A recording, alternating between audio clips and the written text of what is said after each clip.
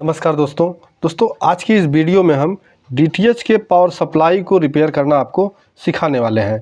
तो दोस्तों ये हमारा जो पावर सप्लाई है डेड है और इसे हम रिपेयर करेंगे। रिपेयर करने के लिए सबसे पहले हमें क्या करना होता है, जब आपके पास कोई भी सेट आता है तो आप जब यहाँ सप्लाई जोड़ते हैं, देखिए यहाँ मेन हमको 220 वोल्ट जो सप्लाई हम देते हैं ये यहाँ पे देते हैं, इधर से यहाँ पे है और पीछे से देखिए यहाँ दोनों पॉइंट पे हमको जोड़ना होता है।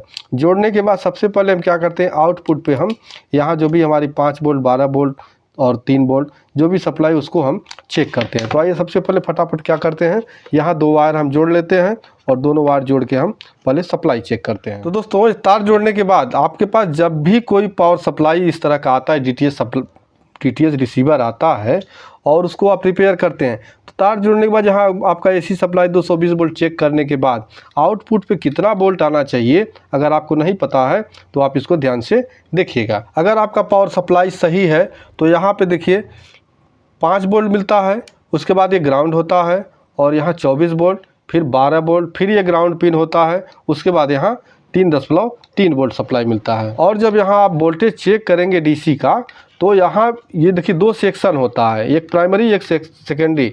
यहाँ पे हमारा एसी जो प्राइमरी होता है ये ट्रांसफार्मर का आधा हिस्सा प्राइमरी में होता है और आधा हिस्सा सेकेंडरी में होता है। जब आप चेक करेंगे तो यहाँ का जो ग्राउंड होगा, जैसे आपका जो भी कैपेसिटर लगा हुआ है, ये कैपेसिटर का जो माइनस है आप उसको ग्राउंड किसी भी एक कैपेसिटर का पकड़ लेंगे, देखिए यहाँ ये माइनस, यहाँ टोटल पूरे प्लेट में इस तरह के जो माइनस लाइन होता है वो सबसे ज़्यादा होता है। तो आप किसी ग्राउंड पे रखेंगे और उसके बाद यहाँ सप्लाई आप चेक करेंगे। दोस्तों इस पर हम सप्लाई अब देते हैं और हम आउटपुट इसका चेक करते हैं। दोस्तों आप जब भी कोई एसएमपीएस रिपेयर करें तो सबसे पहले उसको जो टेस्टिंग करें वो सीरीज बोर्ड में ही चेक करें। तो मैंने यहाँ सीरीज बोर्ड में कनेक्शन दे दिया है और अब मल्टीमीटर को हम रखेंगे यहाँ।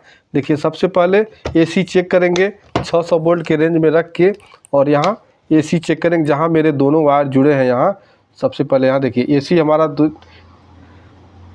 252 वोल्ट हमको एसी मिल रहा है।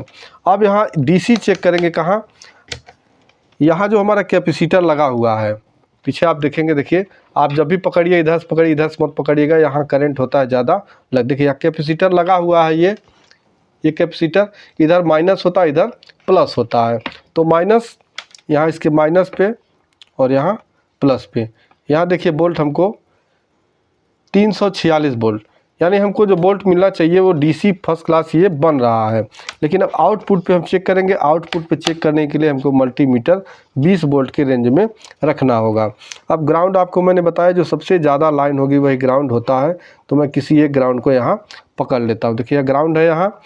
अब यहाँ हम चेक करेंगे, देखिए 0.11 ये ग्राउंड है और ये हमारा 12 वोल्ट की सप्लाई हमको मिल रही है। तो दोस्तों यहाँ जब देखिए यहाँ पे हमारा ये मीटर कट जा रहा है, मतलब हमारा वोल्टेज जो है वो ओवर हो जा रहा है, जो हमारा 20 वोल्ट का रेंज है उससे ओवर हो जा रहा है। तो थोड़ा सा और हम बढ़ा लेंगे, 200 वोल्ट के रेंज में रखेंगे और उसके बाद यहाँ चेक करेंगे। देखिए 48 वोल्ट करंट यहाँ बन रहा है, जबकि यहाँ हमको मिलना चाहिए 24 वोल्ट। ये करंट हमारा बढ़ा हुआ है। इसके बाद देखते हैं हमारा जो 5 वोल्ट है, ये देखिए 5 वोल्ट सप्लाई हमको नहीं मिल रहा है, 20 वोल्ट के रेंज में रखेंगे। अब यहाँ 5 वोल्ट सप्लाई हमको नहीं मिल रहा है। अब इसमें फॉल्ट जो मेरा है, ना तो हमको 3 वोल्ट मिल रहा है ना तो 5 वोल्ट मिल रहा है। अब हम सप्लाई निकाल लेते हैं और देखिए यहाँ सप्लाई निकाल लेने के बाद आप जब फिर इस पे काम करें तो एक कैपेसिटर को आप यहाँ देखिए इस तरह से इसको शॉर्ट कर लें, किसी भी चिमटी या पेचकस की मदद से इसको शॉर्ट कर लें। अगर चार्ज होगा तो आपको करंट लग जाएगा। अब यहाँ हमारा 5 वोल्ट सप्लाई नहीं मिल रहा है, तो यहाँ हम सबसे पहले क्या चेक करेंगे, अपना ड्राइवर ट्रांसफार्मर जो हमारा ड्राइवर है उसको चेक करेंगे। तो ड्राइवर चेक करने के लिए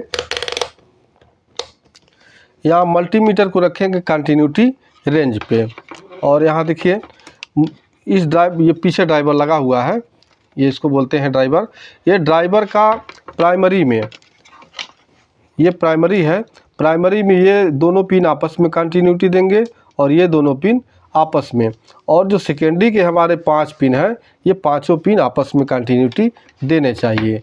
तो हम सेकेंडरी के पहले चेक कर लेते हैं। हमारा 5 वोल्ट 3 वोल्ट नहीं मिल रहा है, सेकेंडरी का चेक करते देखिए यहाँ बीप की आवाज़ आ रही है, इस पर भी आ रही है, और यहाँ देखिए इस पे हमको बीप की आवाज़ नहीं आ रही है। हमारी जो चौथी नंबर की और ये 5वीं नंबर, देखिए यहाँ हमारा ये ड्राइवर ओपन है। देखिए यहाँ किसी भी के साथ यहाँ चेक करने पे हमको, देखिए यहाँ तक हमारा 3 तक सही है, लेकिन 4 और 5 ये ओपन है। यहाँ पे हमारा कंटिन्यूटी नहीं बता रहा, जबकि हमको पाँचों ये जो पिन है, पाँचों लेग हैं, पाँचों लोगों को कंटिन्यूटी देना चाहिए। प्राइमरी को हम चेक कर लेते हैं एक बार। देखिए यहाँ प्राइमरी का ये सही बता रहा है, बीप की आवाज़ आ रही है। और ये 2 पिन है, देखिए यहाँ भी दोनों पिन, ये भी दोनों पिन हमारा ओपन है। ये भी इसको कंटिन्यूटी यहाँ देना चाहिए, लेकिन ये कंटिन्यूटी नहीं दे रहा है। अब हम क्या करेंगे, इस ड्राइवर ट्रांसफार्मर को सबसे पहले बाहर निकालेंगे। तो बाहर निकालने के लिए हमको आयरन की ज़रूरत पड़ेगी, और आयरन और सोल्डरिंग पंप की मदद से हम इसके पिनों को सभी को सोल्डर हटाएंगे, जिससे हमारा ड्राइवर बाहर निकले। तो चलिए फटाफट हम इसको बाहर निकाल लेते हैं। तो दोस्तों यहाँ सोल्डर लगभग सभी का मैं हटा चुका हूँ। एक आध पिन पकड़ा होगा, तो जो भी एक पिन पकड़ा होगा उसको मैं आयरन से ऐसे हटाऊँगा और ये निकल जाएंगे। देखिए यहाँ एक पिन ये पकड़ा है, हाँ निकल गया। तो हमारा ड्राइवर बाहर आ गया। अब इसकी बाहर हम कंटिन्यूटी चेक करेंगे। तो कंटिन्यूटी चेक करने के लिए देखिए सेकेंडरी का ये 5 लेग होता है और प्राइमरी में 4 लेग। तो इसके पाँचों लेग आपस में कंटिन्यूटी देने चाहिए, जबकि हम प्लेट में लगाए थे तो नहीं कंटिन्यूटी दे रहा था। अभी देखिए बाहर करने के बाद जब बाहर हम निकाल लिए तो ये इसके पाँचों लेग हमको देखिए यहाँ पाँचों लेग कंटिन्यूटी देने लगे। इस तरह ये सही बता रहा है। अब हम प्राइमरी में चेक कर लेते हैं। प्राइमरी में ये लेग हमारा सही बता रहा था, ये सही है, और इसको आपस में कंटिन्यूटी देना चाहिए। देखिए ये भी हमारा लेग सही बता रही है, ये दोनों पिन आपस में कंटिन्यूटी दे रहे हैं। प्लेट में ये कंटिन्यूटी नहीं दे रहे थे। क्यों नहीं दे रहे थे, ये कुछ कार्बन इस पे लगे हुए हैं, जिसकी वजह से ये ड्राई सोल्ड हो गया था, या कहीं भी इसको झटका लगा होगा। तो झटका लगने से हमारा जो शोल्डर है, शोल्डर छोड़ के ये थोड़ा सा उठ गया होगा, जिससे हमारे इधर की ये जो 2 पिनें ये और 2 पिनें ये हमारे पीसीबी में टच नहीं हो रही थी। तो अब क्या करेंगे, फिर साफ़ करके हम फिर दोबारा इस ड्राइवर को अंदर लगा देते हैं। तो दोस्तों यहाँ मैं सभी पिनों को फटाफट सोल्ड कर लेता हूँ इस तरह से। दोस्तों इन सभी पॉइंट को अच्छी तरह से सोल्ड कर लेने के बाद एक बार हम कंटिन्यूटी चेक कर लेते हैं। तो कंटिन्यूटी मल्टीमीटर को रखते हैं फिर बजर की रेंज में। मल्टीमीटर बजर की रेंज में रख के हमारा जो सेकेंडरी में ये 2 पिन आपस में कंटिन्यूटी नहीं दे रहे, देखिए अब ये भी कंटिन्यूटी यहाँ बताने लगा। और प्राइमरी में ये 2 पिन नहीं बता रहे थे, देखिए ये भी हमारा कंटिन्यूटी बताने लगा। तो अब आइए थोड़ा सा इसको मैं साफ़ कर देता हूँ ब्रश से। ब्रश से साफ़ कर लेने के बाद अब हम इसको सप्लाई देते हैं, और सप्लाई देके आउटपुट पे हम वोल्टेज चेक करेंगे। तो यहाँ मैंने सप्लाई लगा दिया है, और सप्लाई लगा देने के बाद सबसे पहले देखिए यहाँ आपको ग्राउंड देखना है। ग्राउंड यहाँ देखिए सप्लाई लगी हुई है, तो ग्राउंड यहाँ जो कैपेसिटर का माइनस होता है, आप किसी भी कैपेसिटर के माइनस को यहाँ आप देख लेंगे और उसके ग्राउंड पे आप पहुँच जाएंगे। जैसे यहाँ देखिए ये कैपेसिटर लगा हुआ, इसका ये ग्राउंड है, तो अब इसी पे रख लेते हैं। ये ब्लैक वायर जो है आपको इस माइनस पे रखना होगा। और यहाँ अब इसके हम साइड में यहाँ देखिए यहाँ हमको 3 वोल्ट के आसपास मिलता है। चूँकि ये लोड यहाँ है नहीं, हमारा कार्ड नहीं लगा हुआ है, तो हमको यहाँ अब ये 4.5 वोल्ट हमको करंट दे रहा है। इसके बाद हमारा दूसरा नंबर ये होता है ग्राउंड, तो ग्राउंड पे 0 रहेगा। उसके बाद यहाँ 12 वोल्ट होता है, देखिए 18 वोल्ट सप्लाई हमारी प्रॉपर आने लगी। अब जो यहाँ पे हमको 22 वोल्ट से 24 वोल्ट मिलना चाहिए, या देखिए हमारा वोल्टेज ओवर हो जा रहा है।